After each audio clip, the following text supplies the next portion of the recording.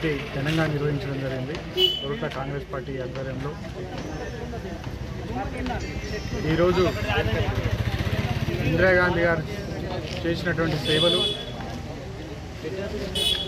ఎన్నో గొప్ప గొప్ప కార్యక్రమాలు చేయడం జరిగింది. ముఖ్యంగా గరీబీ హఠావో అనే నినాదంతో పేదలకు ఇందిరమ్మ ఇల్లు కావచ్చు, అదేవిధంగా భూసేకరణ చేసి పేదలకు భూమి పంచడం కావచ్చు, ఈ విధంగా ఎన్నో కార్యక్రమాలు చేయడం. అంతరిక్షానికి పంపినటువంటి మొదటి ప్రధాని ఇందిరాగాంధీ గారు. ఏదైతే అంతరిక్షానికి ఫస్ట్ టైం మనం ఏదైతే ఆ మిసైల్ పంపడం జరిగిందో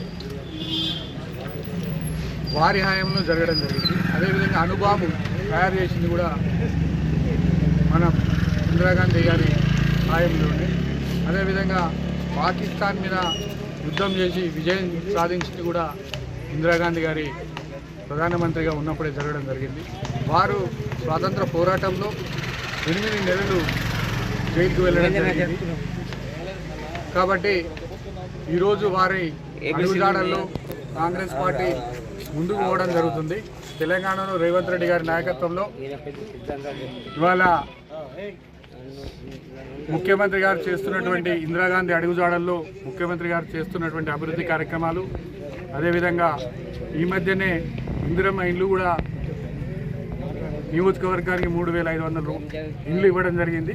కాబట్టి వాటిని కూడా పేదలకు, బలహీన వర్గాలకు అండగా ఉంటుందని తెలియజేస్తూ మేము ఈరోజు ఇందిరాగాంధీని స్మరించుకుంటూ వారికి ఘనంగా నివాళులు అర్పించుకున్నాం.